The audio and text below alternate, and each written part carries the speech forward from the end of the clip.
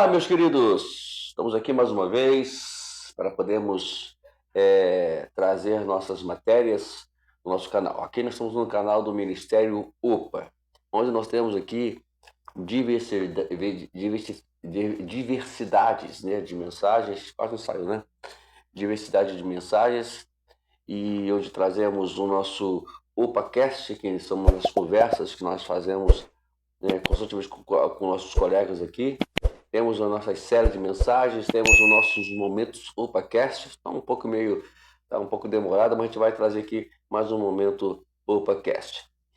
E fora outros assuntos, né, que trazemos aqui e que estamos em projetos para trazer mais.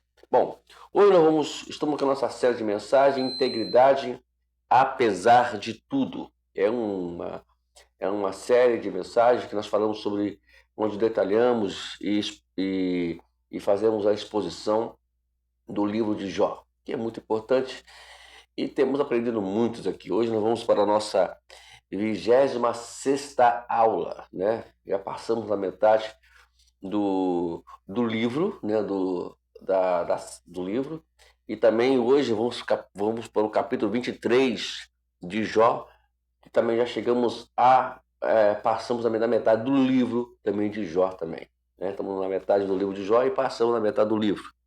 O tema de hoje, né, dessa nossa série é: se eu soubesse onde encontrar.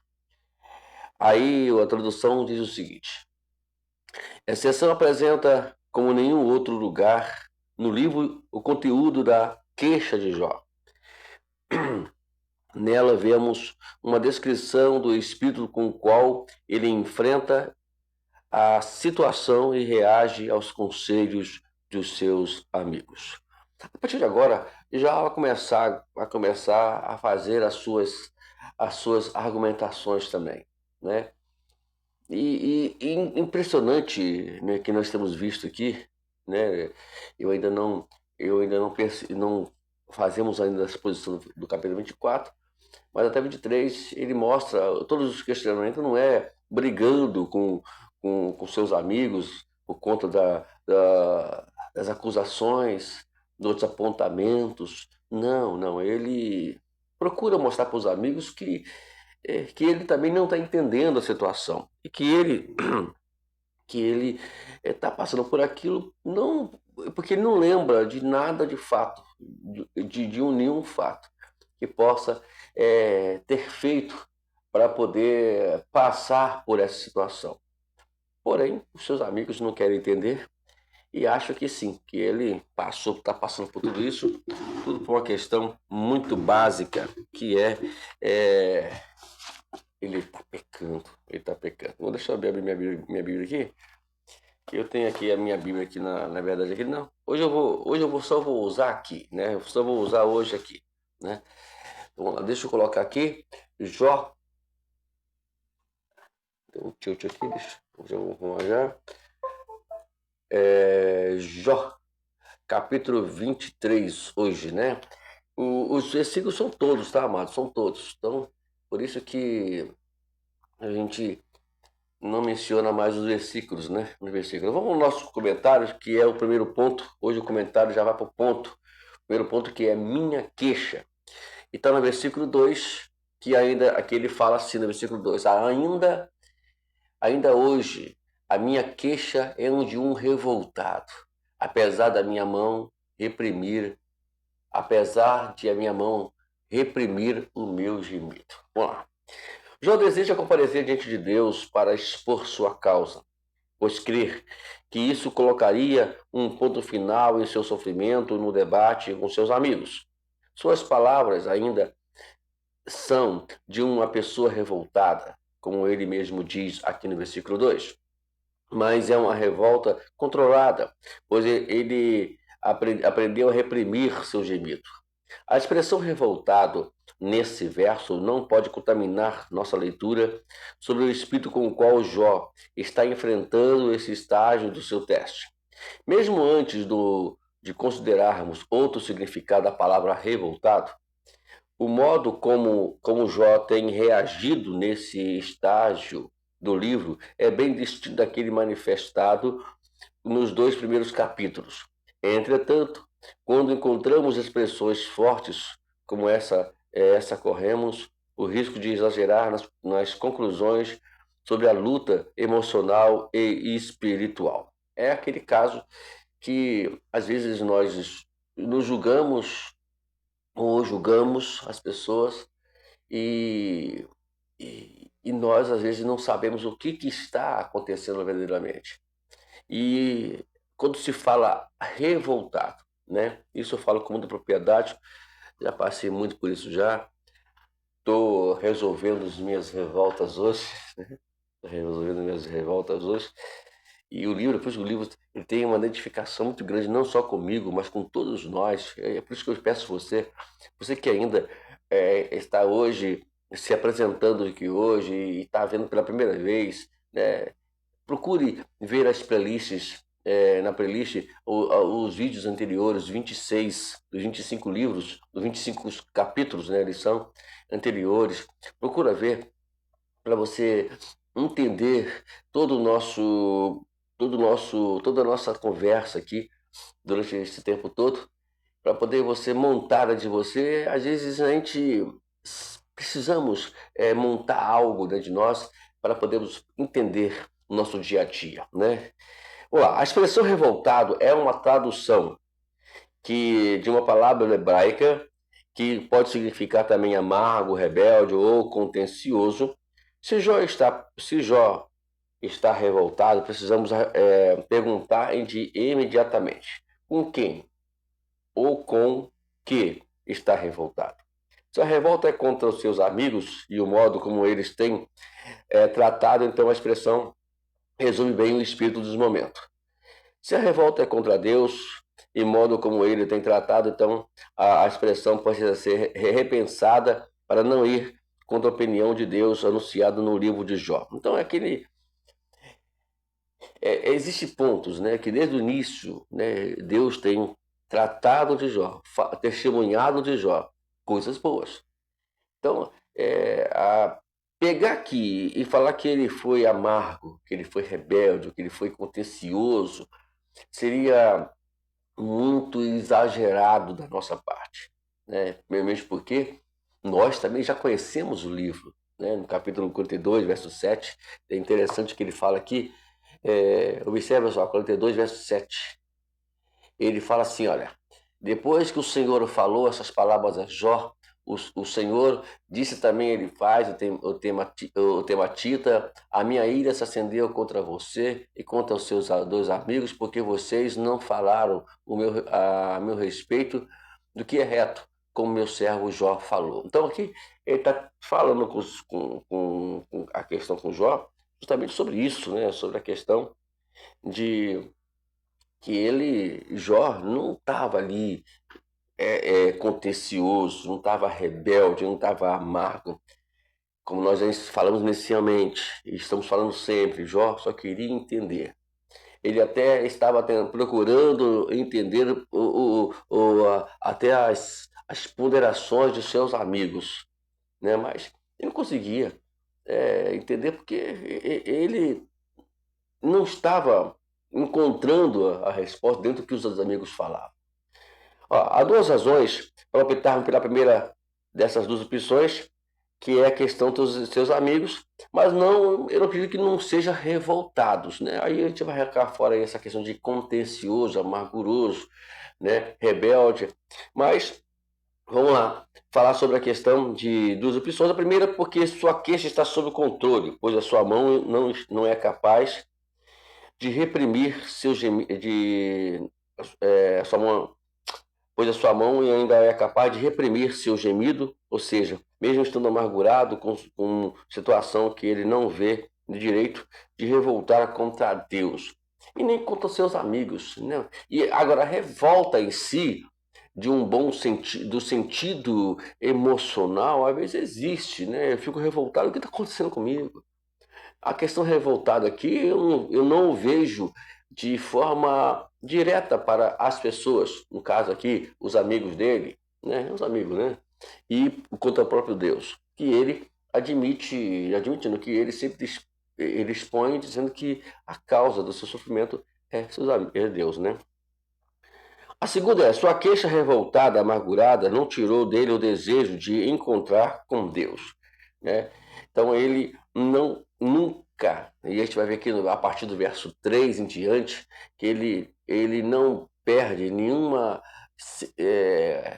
a esperança de encontrar com Deus, né? Aqui, versículo 3, ele fala: quem dera eu soubesse onde encontrá-lo, então eu chegaria ao meu tribunal. Porque ele já queria a resposta, né? Como todos nós queremos resposta.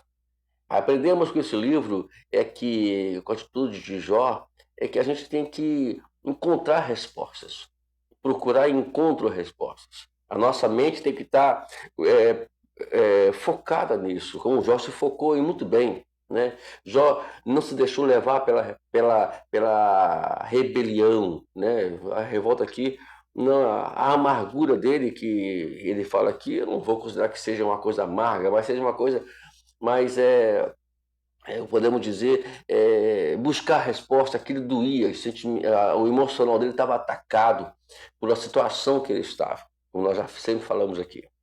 Vamos lá.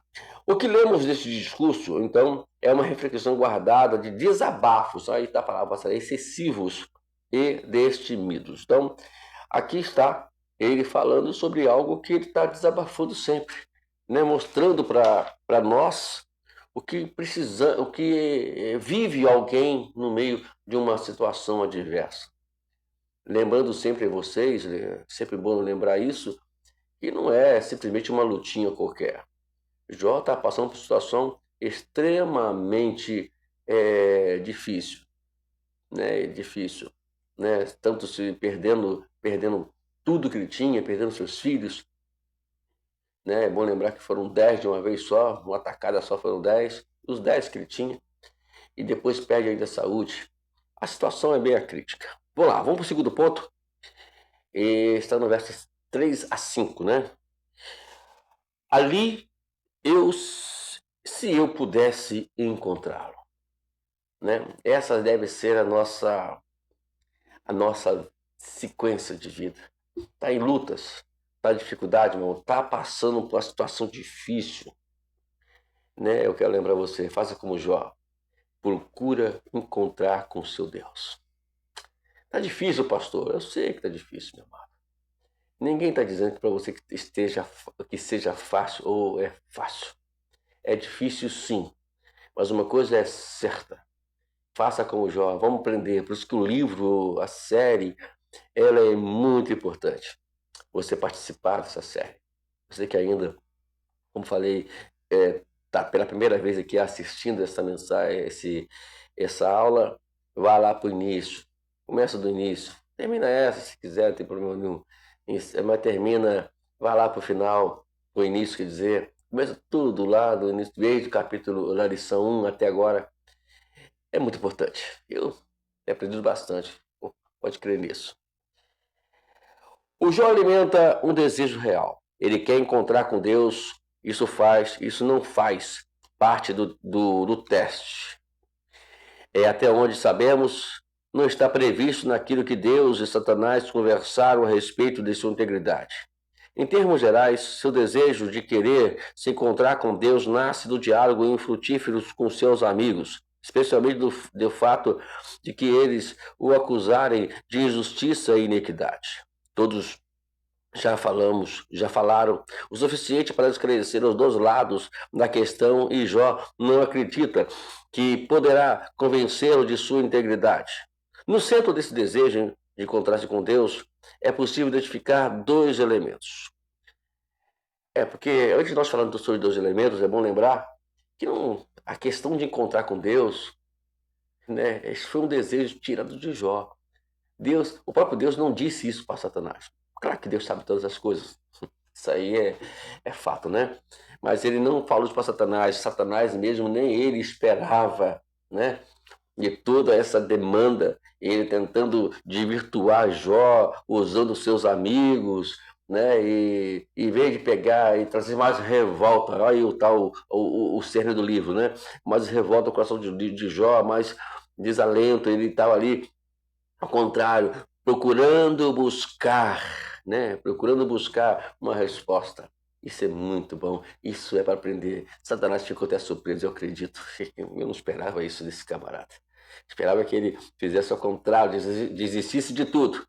Ao invés de desistir de tudo, ele está buscando encontrar mais ainda, se aprofundar mais. É aí que está o segredo, como nós já aprendemos no Novo Testamento. O Paulo explica, né? As tribulações produzem experiência, é, paciência e esperança. Olha só, ela vai nos levar a cada dia mais nos aproximarmos de Deus, a termos mais certeza, como nós podemos ver no livro, e no final do livro a gente vai aprender isso, né? E eu estou ansioso que chegue logo o final do livro, final, para podermos fazer um desfecho, e é um desfecho muito lindo de aprendizado. Vamos lá, vamos para o primeiro elemento. É temperado por seu espírito revoltado e amargurado. Deixa eu falar aqui, revoltado, amargurado, do sentido, não é para expressar algo contrário, é apenas um sentimento, né? Não vamos levar isso a uma risca da palavra, por favor. E eu também não considero que Jó tenha esse lado ao contrário. Ele espera poder encontrar com Deus, e quando isso acontecer, não lhe faltarão argumentos para expor tudo o que ele pensa sobre o modo como os seus amigos têm julgado. Eu encheria minha boca de argumentos. Eu estou aqui, sabe, Senhor, querendo me encontrar contigo. E eu tenho muitas coisas para poder falar contigo. Gente, o que mais me impressiona aqui no livro, né, até o presente momento nós temos visto isso, é a fé de Jó. É a forma que a gente entende que ele conhecia Deus profundamente.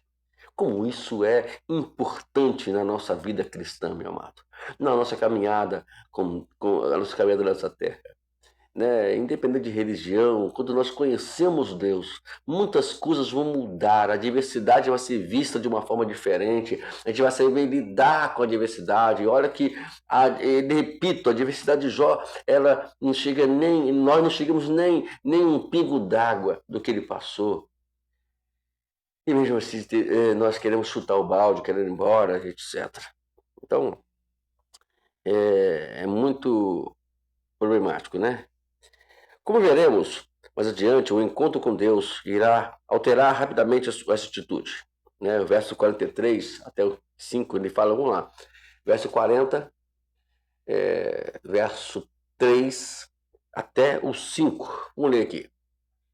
Então Jó respondeu ao Senhor e disse: Sou indigno que te responderia eu? Põe a mão sobre a minha boca. Uma vez falei, não direi mais nada. Direi 2 vezes, porém não prosseguirei. Mudou. Às vezes a gente tem muitas coisas para poder conversar com Deus. Aí quando nós encontramos com Deus, muitas coisas mudam, porque ela vai impactar, ela vai mexer com o nosso interior de uma forma que a gente não vai ter palavras para responder, nem a comentar nada mais com Deus, né? Jó se mostrará bem mais disposto a abrir mão de sua queixa para continuar ouvindo o que Deus tinha a dizer. Nós queremos isso, né? Vamos para o ponto 3. Ali o homem reto repeteia com Deus. Aí está no verso 6 a 7, né? O segredo do otimismo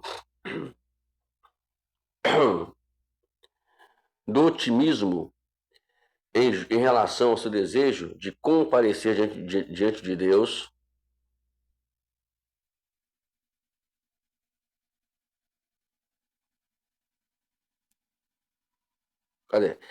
comparecer diante de Deus é revelado inesperadamente nessa frase. Ali o homem reto pleiteia com ele.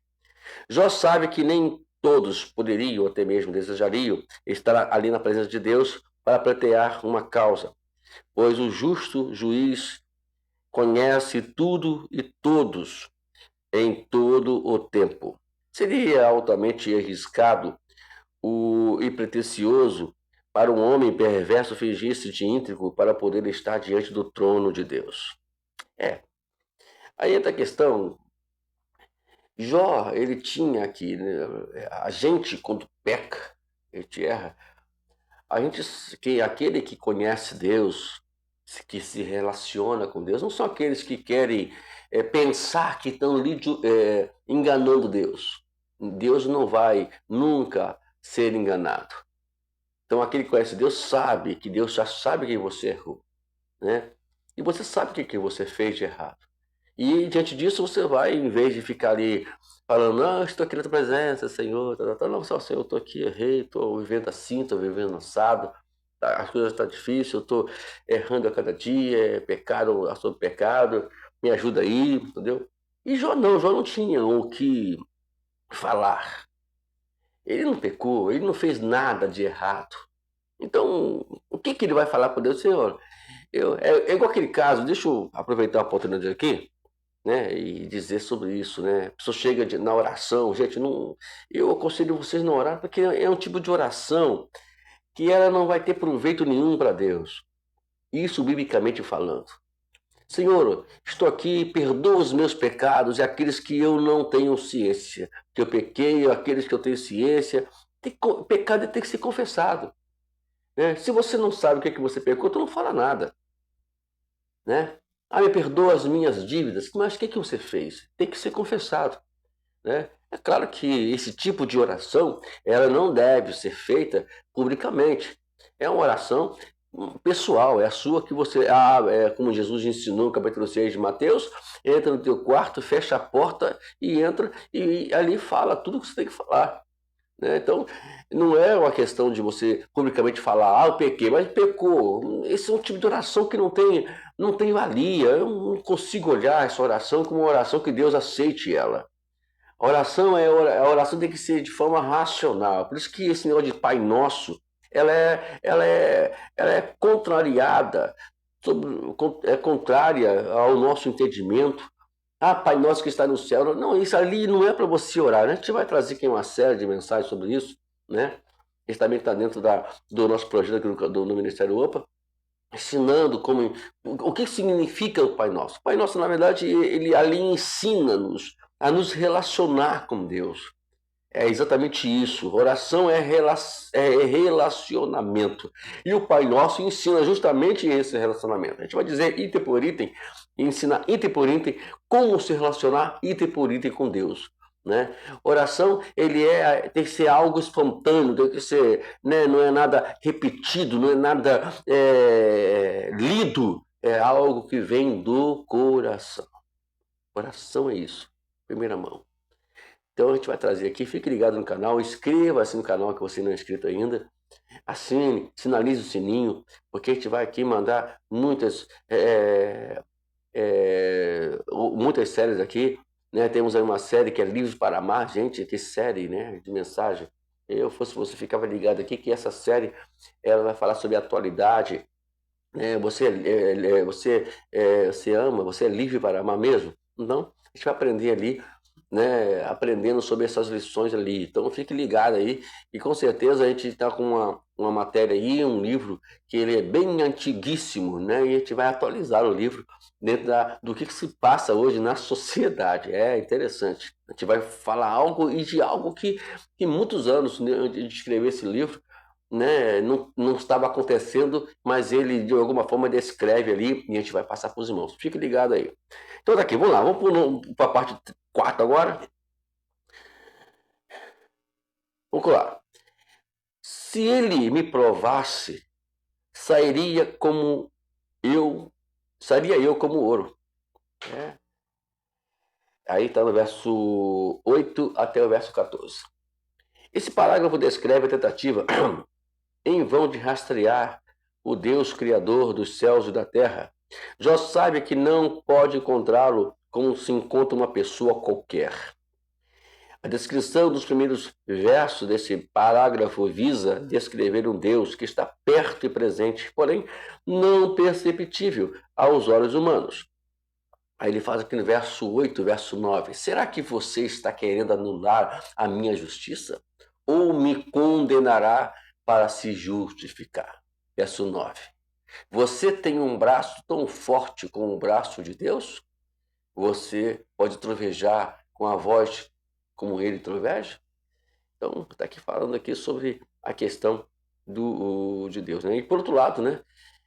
Jó sabe que Deus conhece cada um dos seus passos e poderia facilmente encontrá-lo. Assim, ele lança o desafio no verso 10. Deixa eu ver aqui, o verso 10 que escondeu aqui.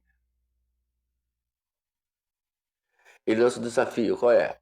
Adorne-se, então, de excelência e grandeza. Oh, meu Deus do céu.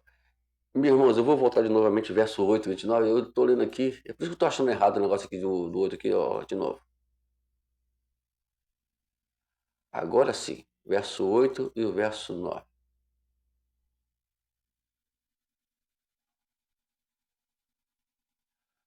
Perdão, tá? Eu li errado aqui. O verso 20, 8 e 9, ó. Se me adianto, Deus não está ali. Por isso que eu fiquei meio bobado aqui, né? Vocês repararam, né? É por isso que eu não vou cortar, irmãos. Eu sou.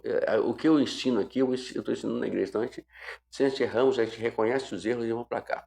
Vamos lá, verso 8, do capítulo 23, tá? Se me adianto, Deus não está ali. Se volto atrás, não percebo.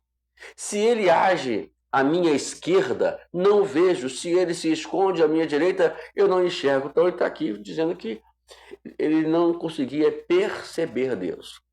Mas uma coisa que entendo e creio que Jó entende, que Deus está ali. Ele entende que Deus está ali, né? Aí o verso 10, como nós falamos aqui sobre a questão de lançar um desafio, ele fala: mas se ele sabe o meu caminho, se ele me provar, eu serei como ouro. Então, eu serei purificado. Porque o ouro ele não se consome. O ouro ele é purificado quando ele vai para o fogo. Que coisa linda, né? Vamos lá. A justificativa da sua explicação sair puro como ouro após um teste é apresentada a seguir nos seguintes termos. Vamos lá. Primeiramente, os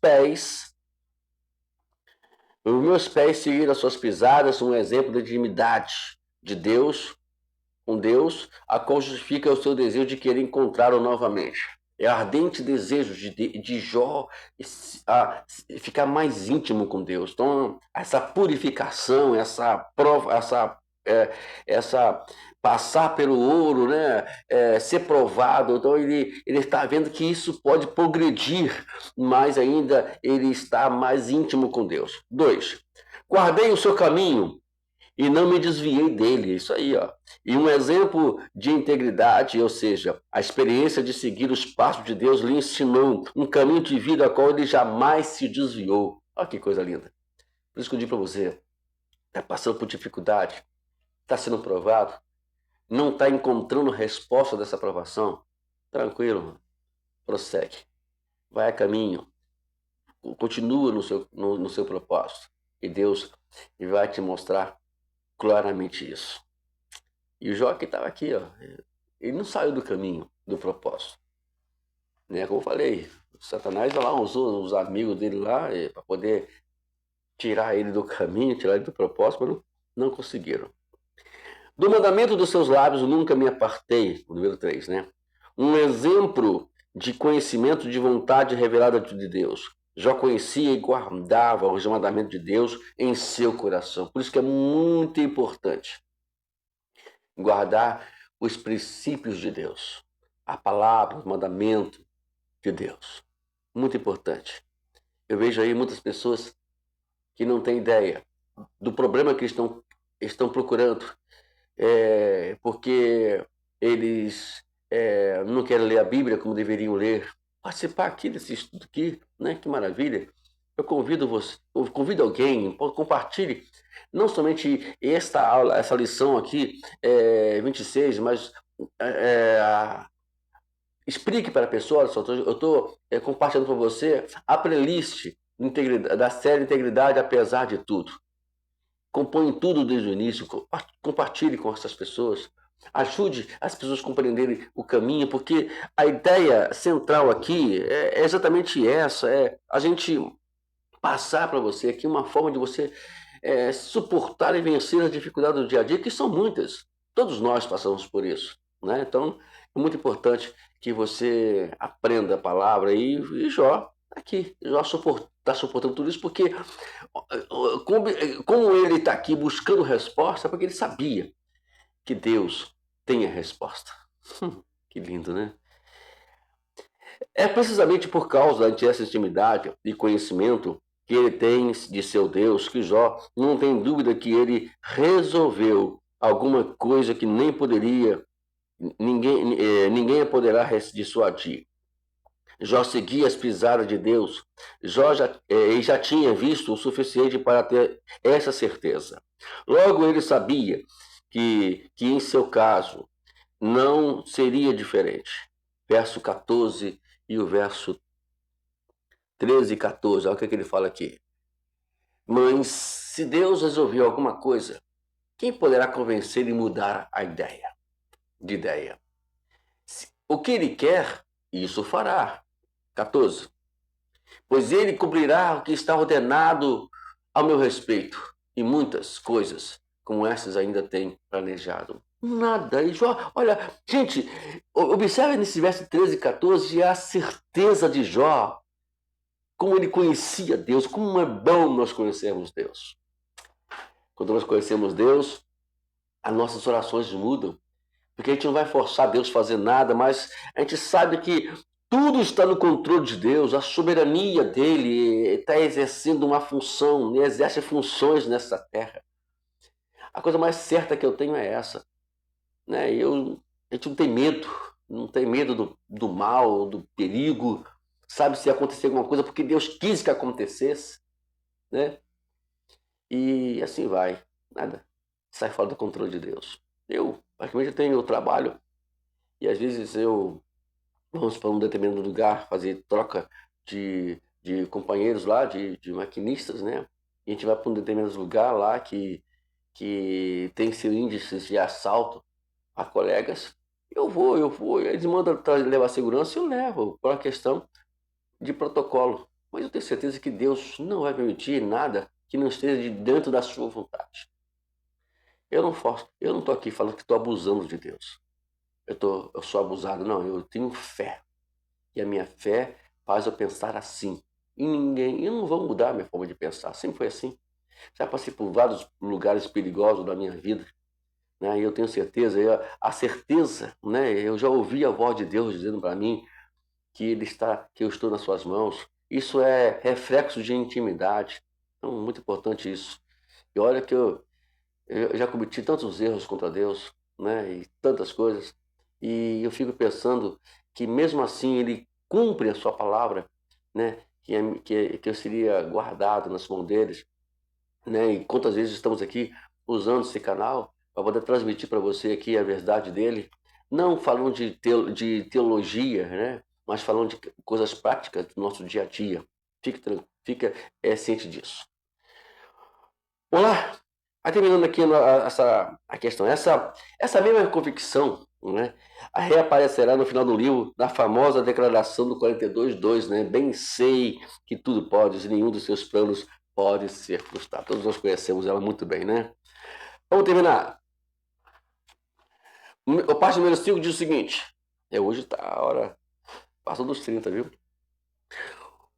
Por isso me perturbo. O capítulo se encerra com uma confissão que seus amigos não gostam de ouvir. É Deus quem tem perturbado. A razão da perturbação se deve basicamente do fato de Jó conhecer muito bem quem Deus é. Tal conhecimento o impede de criar vãs expectativas a seu respeito. Seus amigos o têm desafiado a buscar a Deus e considerar sua vontade e seus feitos, mas é exatamente isso que argumenta ainda mais a perturbação. Verso 15. Por isso fico apavorado na sua presença. E quando penso nisso, tenho medo dele. A certeza que conhece Deus vai sempre dizer assim, Deus está me olhando. Ele sabe o que eu faço, o que eu ando, né? Por alguns, a ignorância ou a compreensão errada de quem Deus é acaba produzindo paz. Jó, todavia, conhece Deus muito bem para saber que alguma coisa estranha está acontecendo e que ele não consegue saber nem explicar. Gente, quem conhece Deus vai ter essa consciência. Está acontecendo alguma coisa comigo. Eu não sei nem explicar. Não tem explicação. Eu vou cortar essa última fala aqui e mandar para o meu WhatsApp. Você que tem o WhatsApp vai estar ciente disso. Nesse final aqui, né, que a gente passa por tantas coisas. E quem conhece Deus não vai se revoltar de uma forma expressiva. Ele vai simplesmente, talvez, sentir ali uma amargura, né? Se sentir perturbado, como Jó, como a descrição do autor aqui. Mas ele vai entender, eu sei que alguma coisa está acontecendo. Existe uma razão disso tudo. Existe um porquê disso tudo. Só que eu não consigo nem entender, e nem conhecer, nem explicar. Mas Deus tem um propósito de tudo isso. Vamos prosseguir. Vamos continuar. É o que o Senhor está fazendo aqui. Continuando. E a minha palavra para você é: continue. Não pare. Prossiga. Porque o final está chegando. Eu creio nisso para a minha vida. Eu creio isso para a sua vida também. Profetizo isso agora. É uma palavra profética expressa para você, para mim e para todos que estão me ouvindo e vai escutar isso aqui, aqui, né, na aula e também que eu vou cortar isso para alguém também, para que alguém possa entender isso no seu dia a dia. Deus te abençoe, meu amado. Ah, e aqui as perguntas de reflexão. Vou entrar nessa não. Isso aqui é mais as perguntas de reflexões é mais para aulas de encontros, né? Deus te abençoe e vamos nos preparar para a aula 27. Né? A aula 27 está vindo aí, né? E com certeza o tema, eu vou adiantar o tema. Por que Deus não castiga o perverso? Então tá aí o tema da próxima aula. Deus te abençoe, meu amado, meus queridos e minhas queridas. E com certeza Deus tem muitas coisas para nos ensinar ainda. Falta ainda 21, né? Ou 21 capítulos, lições que para nós podemos aprender. Deus abençoe.